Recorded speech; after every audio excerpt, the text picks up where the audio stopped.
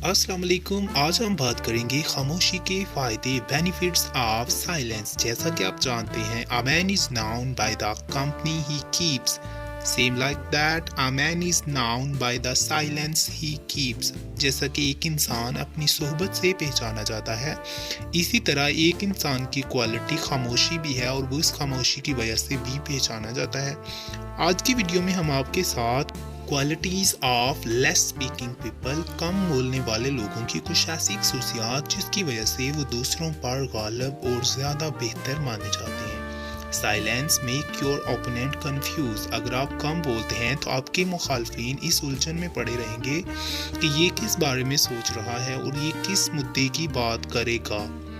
Silence build laser focus. अगर आप बहुत कम बोलते हैं लेकिन मियारी और बेहतरीन बोलते हैं तो आपकी जो बातें होंगी उसकी वजह से आपका जो फोकस होगा उसमें बहुत ज़्यादा इंटेंसिटी होगी और लोग आपकी बात को सुनना पसंद करेंगे। Silence gets people's attention. अगर आप बहुत कम बोलते हैं लेकिन आप जब भी बोलते हैं और आपके अल्फाज की तासीर बहुत ज़्यादा गहरी और दिलचस्प और दिलनशीन होती हैं तो लोग आपकी बातों को बहुत ज़्यादा तवज्जो और दिलचस्पी के साथ सुनने की कोशिश करते हैं। Silence build trust. अगर आप सच बोलते हैं और बहुत कम बोलते हैं, खामोशी को पाबंदी के साथ इख्तियार करते हैं तो आपकी बातों में एक ट्रस्ट यानी आपकी बातों में एक सदाकत आ जाती है जिसकी वजह से लोग आपकी बातें सुनना बहुत खामोशी और बहुत तजस्सुस के साथ सुनना पसंद करते हैं।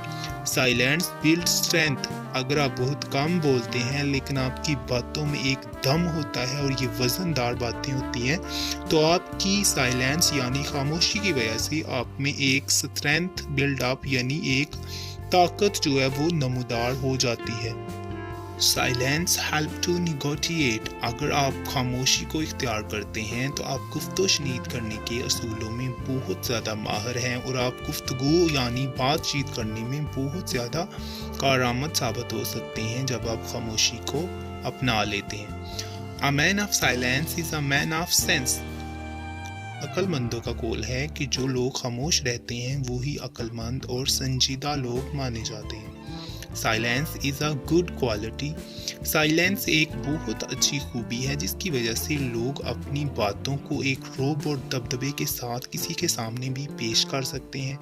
अगर आप किसी के सामने यूज़लेस और फजूल चीज़ें बार बार बोलते हैं तो आपका रोब दबदबा और आपकी इम्पोर्टेंस लोगों की नज़रों में कम हो जाती है।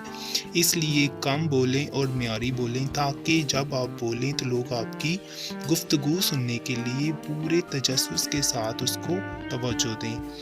Silence make you more confident. अगर आप खामोशी में रहते हैं और आप बहुत कम बोलते हैं लेकिन जो बोलते हैं सच और खरा बोलते हैं तो आपकी बातों में एक नज़्म ज़ब्त और एक कॉन्फिडेंस होता है जिसकी वजह से आप लोगों में अपना तासुर ज़ाहिर कर सकते हैं।